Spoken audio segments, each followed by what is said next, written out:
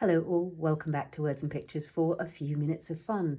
And I'm going to do something today which I think will be quite quick. It's something I really enjoy, which is a paint resist, a stamped paint resist. We might have a play with it with stencils as well in the future, but for today I'm going to share this one. And what I like about this is it gives you a really kind of subtle background texture, sort of aged and weathered, which I really like, as you know. If you do it with embossing powder, which again we will be doing some embossing powder resists in the future, no doubt, because I do it a lot, that's a much more sort of in your face effect. This one is a really subtle one. So without more ado, I've got a couple of Tim Holtz stamp sets. I've got a couple of my PaperArtsy stamp sets here, partly because one of the things I like to do this with is words, is text, and this is one of my favorite fonts in the world. This is called chapbook, like a medieval chapbook, and I love that. I've got the Culpeper's label on that one. I've got Shakespeare over here, which I love. This is the Tim Holtz faded type, which is great for this because it's got all these different kind of fonts. And then my other favorite stamp to do it with is this one here, which is on the Professor 2. So it's really very simple. What you need to do is stamp on the tag or in the art journal, whatever it is you're using paint. So really the only mind-boggling thing about this in any way, shape or form, or no, the only thing to share about it is how I get my paint onto my stamps. So some people like to brayer their paint direct onto the stamps. That can work. The way I've found that works for me is, rather than that, is to get some paint onto the mat, and then I can brayer that or paint it into a nice thin layer like so, into which I then tap the stamp just as I would onto a stamp pad, and down it goes. Now the key, as always, if you're using paint with your stamps, is to make sure that you are ready with some water, with some wipes, with something that will allow you to get that paint off the stamp before it dries, because that's the one thing that can happen if you're using paint on a stamp. If that paint dries on there, then you are going to compromise the clarity, the stamping clarity for the future. So get it straight in there, or if you've got a little tray nearby, you can pop the stamp straight into the tray. I tend to, as you can see, do it straight away here so that I can see I'm getting it done. If you think there's paint getting down right down into those little holes, and that's going to need addressing, I'm going to leave a spritz of water on it, and then I can come to it with I've got a really stiff bristled washing up brush that I will take it to the sink with later. So that's, at the moment, really, really subtle, because that's just white paint on a manila tag. Let's do another one. There's still enough paint here. Smooth the surface again. There it is. Ready to go with another stamp. Let's maybe grab this one. Onto the stamp plate. Tap, tap, tap down into the paint, just as I would onto a mat. And press down. And I'm going to do some in the bottom corner.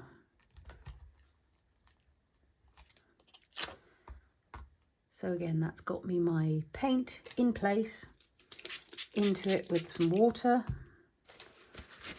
wipe the bulk of it off, and then if I think there's any left in there, no, that's got much larger spaces in it, so I think I've done the job on that as far as is necessary.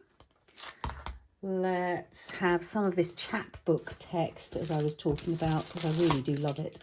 So that's Shakespeare that I used earlier. I'll have details of these in the descriptions, obviously. The Shakespeare comes off the Acorn edition, EAB 25. That stands for Eclectica Alison Bomber.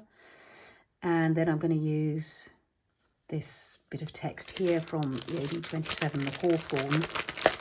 Starting to run out of paint here, but I think there's probably enough to do. Yeah, there's probably, and the reason I'm working quite speedily, obviously, is so that that paint doesn't dry, doesn't get a chance to dry.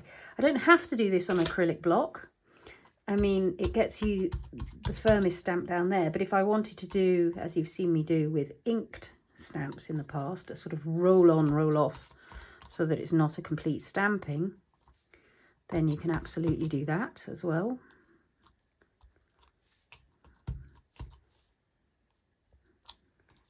So again, really, really subtle in there, but I like that. That's pleasing me.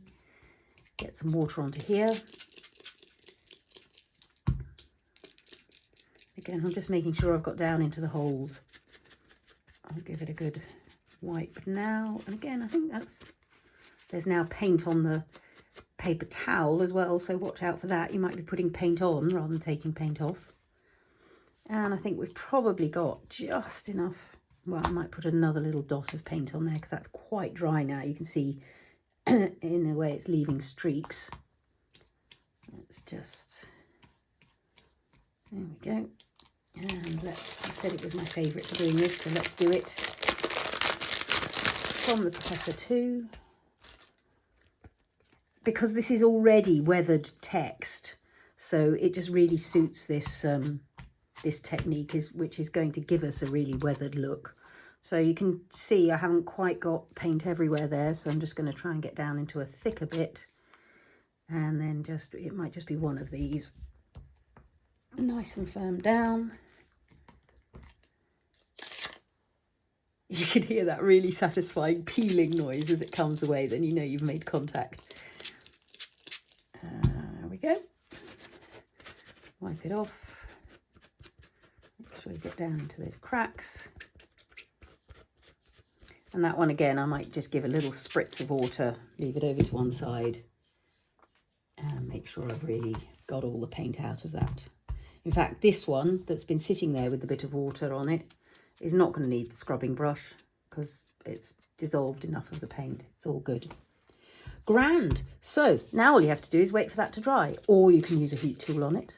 I'm going to wait for it to dry so that I can do a bit of clearing up and get some inks ready to do the next stage.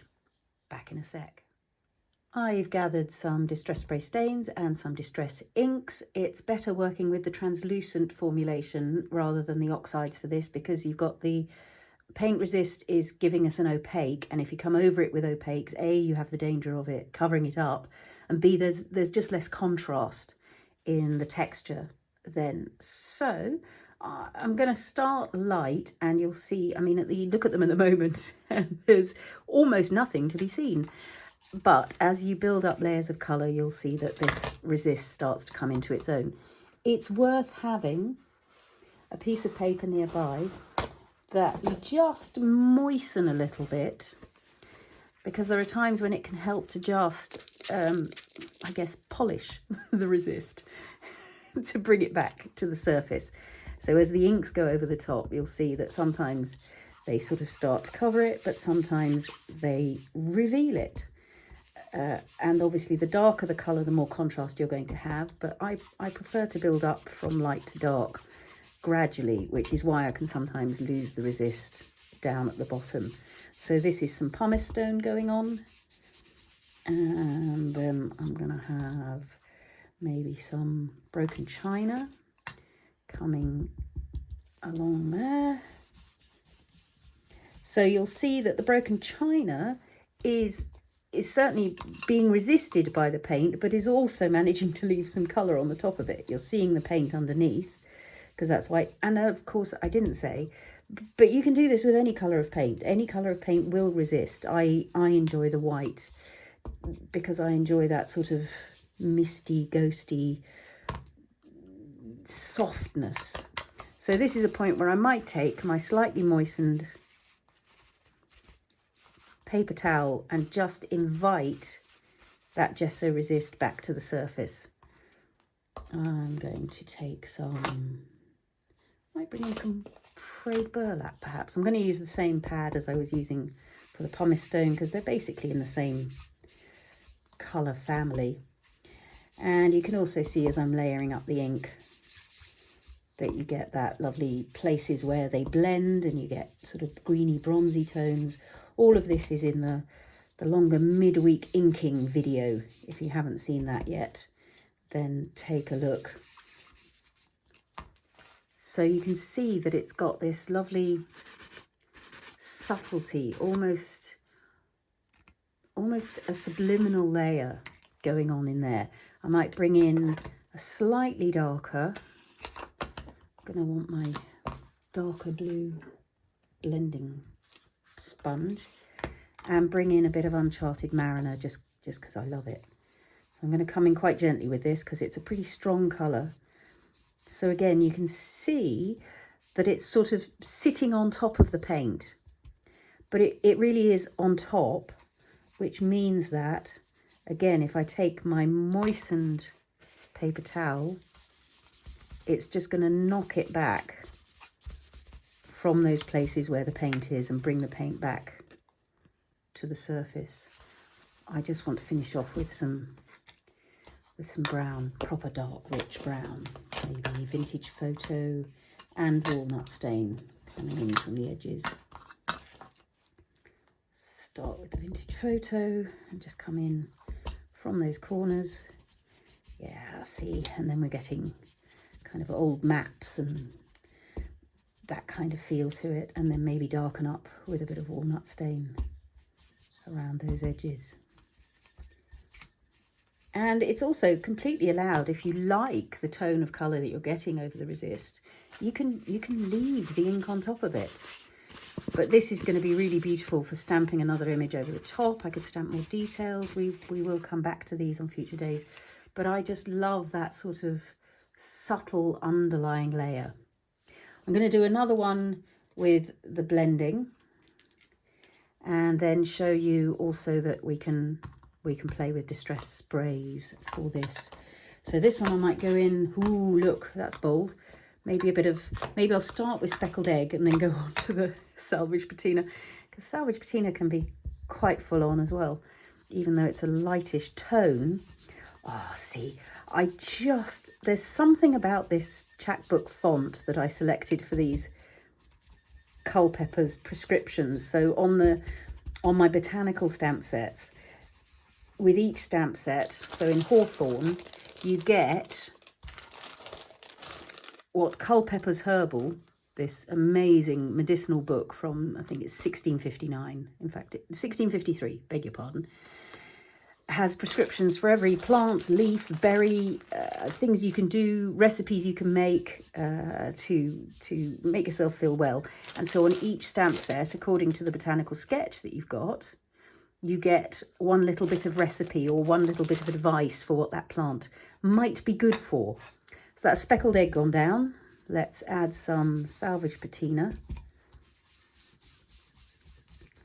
which has got a much more vivid kind of a look to it. But you can see how that text is starting to really make itself known in there.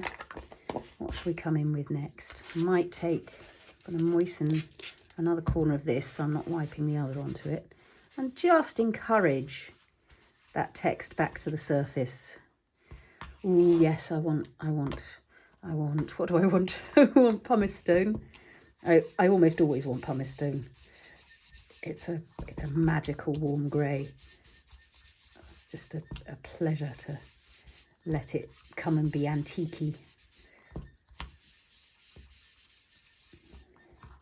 Sorry for the squeaking noises as I'm blending. There's something on the desk wobbling. I'll try and deal with that before the next time I do some ink blending. Switching on to walnut stain to bring in a bit of dark around these edges. And again, this layering of the colours is covered in lots of detail in the longer midweek inking session that is now available. I think I want Uncharted Mariner again. I seem to be in a bit of a bluesy kind of a mood today, but I love how that kind of works with the turquoise tones to just create. Again, I seem to be on ancient maps. I'm getting ancient map feel from this.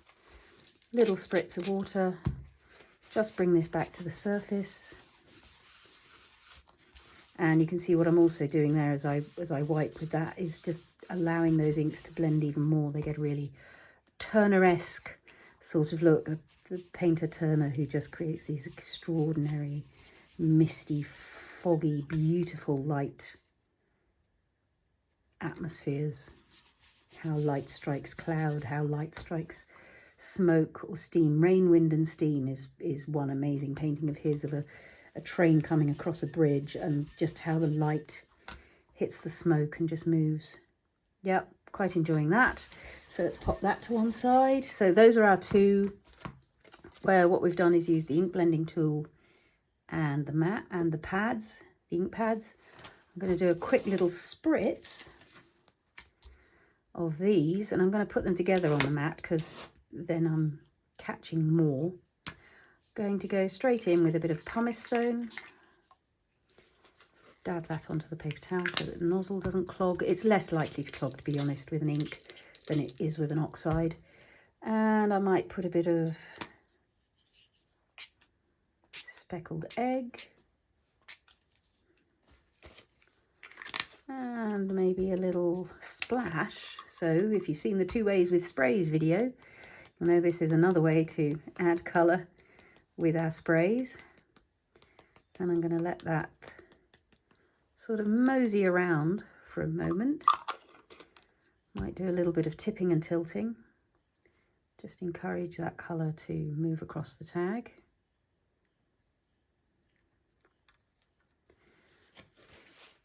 And then if I'm feeling like there's a bit too much inky texture, it's detracting from the stamped resist that was the thing that I was actually playing with today, then yeah, I can just knock it back a bit.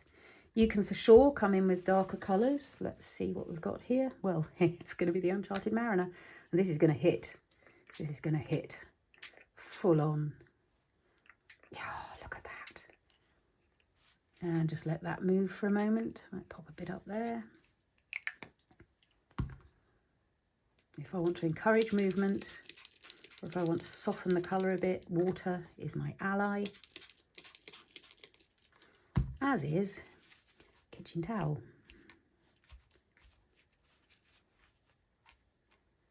And if it's doing something I like, if it's reached a point that I like what's happening, that's the time to grab it and dry it with the heat tool. I think,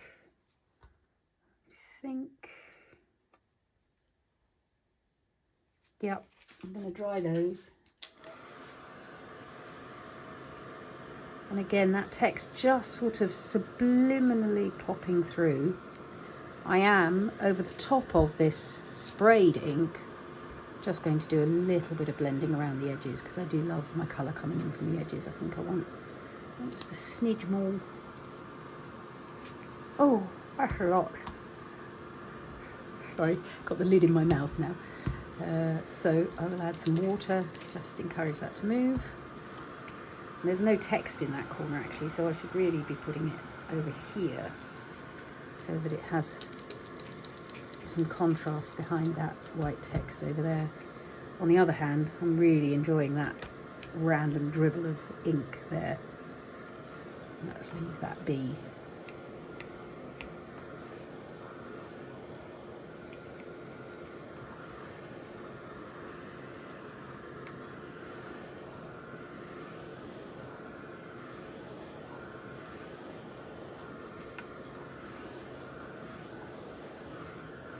Because the next bit I'm doing is going to be coming in from the edges. This doesn't have to be bone dry, really, because I'm not going to be disturbing what's going on in the middles of the tags there, just so the back of the tag doesn't get completely wet and inky. I don't mind it getting inky. I don't mind that it's a mess. That's, you know, going to be glued to some cardboard, or it's going to be stuck down in an art journal. So what the back of it looks like is really irrelevant. And then what was I going to do? Yes, some vintage photo, I think, just to come in from the edges to do that lovely job of drawing the eye inwards. And I think it wants some walnut stain as well. So coming, squeak, squeak, squeak. Okay, I'm really going to have to find out what that is making that noise and put a stop to it.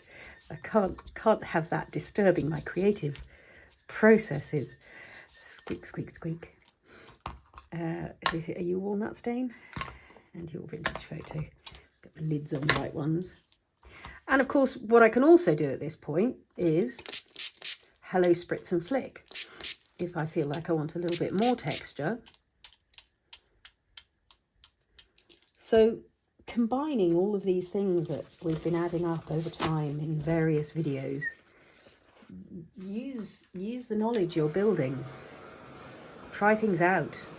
Don't come and ask me what will happen if I do X.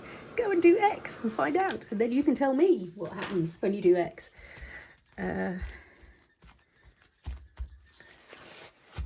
Oh, that was a good spritz and flick. That was a very good spritz and flick. There we go. So 1, 2, 3, 4. 4 very quick little backgrounds, quite different effects. And you know what I want to do? I want to put a bit of spritz and flick onto the 2 blended ones now as well. It's unstoppably delightful. Gonna move you out of the way because we're now focusing on you two again. Maybe a quick blast with this. And I've deliberately left this streak of uninked stuff down the middle here because A, I will more than likely have some sort of focal point going in down there. B, I like the looming light of that uninked part. As with watercolour, where you don't paint is where it appears to have light coming from it. There we go. 4 backgrounds. Obviously, I'm going to, as always, zoom in for a little close-up of those with a final musical montage. But I hope you've enjoyed seeing that paint resist just come to life on the tag as you add the ink. It's really subtle in places, but I'm completely fine with that. It's just adding that sort of now you see it, now you don't beauty to something that is, it's a background. It's not the main point of focus. Who knows what happens next to these? We'll find out in some future episode of A Few Minutes of Fun. Thanks so much for your company today. If you've enjoyed this, do hit the thumbs up button, leave me comments and questions down below. And if you haven't subscribed, I would love it if you would give me your company on this crafty journey. Happy crafting all.